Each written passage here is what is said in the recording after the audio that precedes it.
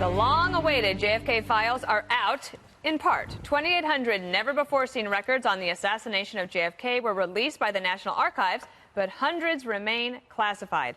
President Trump said he had no choice but to heed warnings from the CIA and FBI to keep some of the files secret for further review. Releasing them unredacted could pose irreversible harm to our national security.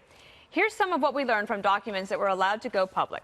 In the aftermath of the assassination, the Soviets apparently worried they would be blamed for putting Lee Harvey Oswald up to the attack. More on that later.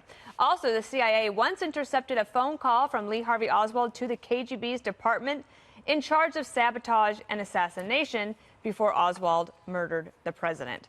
Another interesting item, a British newspaper received an anonymous phone call about, quote, big news in the U.S.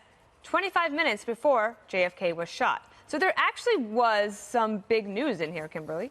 You know, it's interesting because this is, I found, to be one of the more fascinating topics. Did you ever think in our, lifetime that they would reopen these files? And it's the question that I'm getting from everyone is, what are we going to find out? Are some things going to be held back? And I said, well, I think we're going to find out what they feel comfortable with us, knowing in terms of what transpired here. And I think it's an important moment in American political history and just in transparency for our government also, because a lot of times we'll say to other governments, what you guys are doing, you're not being transparent, you're not being open. I think this shows that actually we trust the American people to know this information, even though this dealt with one of our top secret intelligence agencies. And to me, that's like kind of the most compelling aspect. I don't know that I necessarily found something in this that was earth-shattering or altered kind of my fact pattern or the chronology as a prosecutor of what I thought went down. But in that very sense, I think it's helpful because people were thinking there was a big conspiracy behind this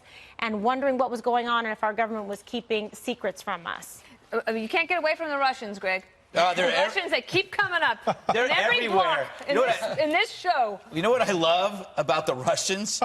They have a department in charge of sabotage and assassination. It is like they play the villain to a T. They'll put the sign up there and say, just go to the Department of Assassination and Sabotage. We have the cloaks over there, and the daggers are in the locker. Terrible. By the way, speaking of assassins, some of the best stuff here are the plots to kill Castro. This is the United States now. Contaminated skin diving suit, dusted with a deadly fungus inside. They were also going to booby trap what they called a spectacular seashell. So because Castro enjoyed diving, and they were going to put a shell that had bombs in it, but they couldn't find a large enough shell. Shiny object. I want this job, to sit around and come up with fantastic ideas. It's incredible. The only thing is that the problem with this, and I can see why some people are disappointed. It's like when you go to the carnival or a county fair and there's a sideshow and they go like, this is a bearded lady, and you're really excited as a 10-year-old, and it's just a guy in a dress. And it pulls off. Yeah. Or they say they always say like it's a monster rabbit, but it's like a goat with rabbit ears. And it's like, so I felt like we got led on a little bit. But my last point, Rachel Maddow just hammered Trump over this last night, saying how they couldn't get it right. She's been carnival barking for 9 months over Russian collusion with Trump, and there's more meat on a cricket than that story. So it's like she's essentially going after President Trump for what she's been doing every night from 9 to 10. We're not clarifying a 60-year-old conspiracy theory. That's basically that's exactly what happens every night. Jesse. You've done a lot of research on this today, and I wonder what your biggest takeaway was. Well, we have a team of Water's World researchers going over this page by page, so I really don't want to speak until we know the final decision that we've come to. It is funny off of Rachel Maddow how, the left fantasizes about assassinating President Trump, and then when he doesn't release things that might actually help other countries assassinate him through the CIA documents, now she's mad. So I don't know what to make of that. That confused me. I missed all. She never said that. No, isn't the left mad because Trump withheld some of the stuff because the CIA doesn't want any of their research and methodology? I was more confused. I was confused by the first part. No.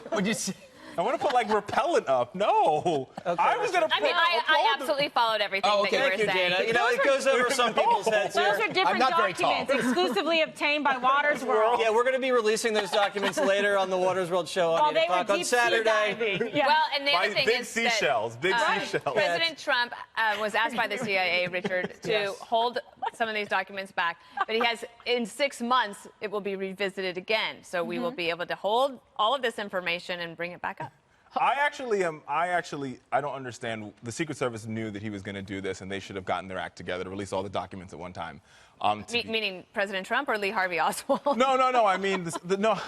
See, that would be another conspiracy theory. Jesse's confused the whole table now.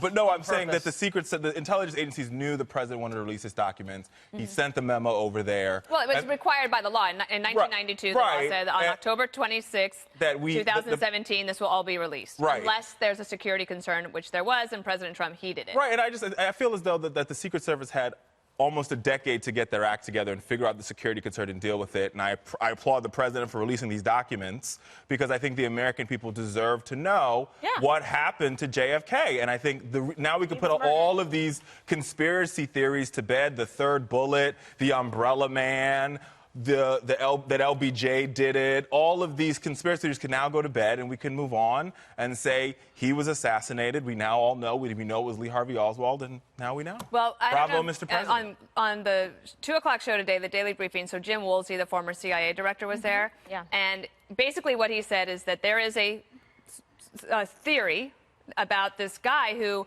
was a Romanian agent, and he defected to the United States, highest level guy. And he said that Khrushchev had wanted JFK assassinated. So there was a plan going forward, but then he called it off. But Lee Harvey Oswald was such a diehard believer that he went forward with it, and then they had Jack Ruby kill him to make sure that there was that you couldn't find that connection. You buy that, Kimberly? I got to tell you something. For me, some of these theories I'd already heard before, you know, that weren't very, revealing to me. And the Jack Ruby stuff I thought was kind of interesting. The other thing about going to get a confession in the hospital, I thought that was kind of interesting, but then really not able to do that. Was sort of a last-minute press to try to get that nugget to say, okay, we can wrap this up and close it down. History would have been very different, I think, if they had been able to obtain that. And then just the one other thing, Dana, that I found was really interesting was the phone call. There was an intercept of a phone call connecting, like we talked about the Russians. I mean, they're everywhere, between Oswald and then also a death threat against him. Those things were pretty interesting that I thought were new and kind of revealing. I thought that Woolsey was making a lot of sense. Greg, what do you think about this British newspaper getting a warning 25 minutes before the news broke? Sometimes I just think that is. You get a lot of chatter, I think, all the time, and you get that with terrorist attacks as well. So it may have just been a coincidence. I don't know who warned them. I don't know that part, but it's interesting when what you're getting is a look at what happens all the time, things that you don't know what's going on. When I go back to the Castro stuff, we were doing this too. We were planning to off, the head of a country because, he's because we didn't like him. And I look at this stuff and I go, this is really amazing. And we must be doing this now, or maybe we don't. But I wonder how many people have no idea what we're talking about because, it's 50 some odd, what is it, 60, how many years, where are we now? 53 years ago? 50 something? Yes, 54. Yeah. 54, yeah. So many humans spend so much time in fictitious worlds, playing video games that history is not as interesting. It does also show you how the intelligence community basically is looking through thousands of haystacks, and the chances of finding the needle are pretty slim. Well, I mean, I do think there is a Russian thread here, and the bombshell is... Pull the thread. Ready? If he's going to the embassy and tell us that the emperor has no Mexico, clothes. the Russian embassy, and he's meeting with these assassination squads or something like that. He also went to the Cuban embassy. And he's making calls, and he's speaking Russian, broken Russian. They got him on a wiretap. How is it not a conspiracy? And then you look at Hoover, the FBI director, making sure the public doesn't think it's a conspiracy because he wants to what? Make sure that there's not World War III? Because if everybody starts thinking the Russians were involved in a plot to assassinate the President of the United States, they're going to want to go to war. Well, and that might be why the national security community is still concerned about the release of all these documents. So true. That's all we got. The other thing to add to it is that the Warren Commission, which LBJ put on because people thought that he had done it, and they didn't even have any of these documents when they started their investigation. So it says that there was tension between the FBI and the CIA. So some things never change. Yep. All right.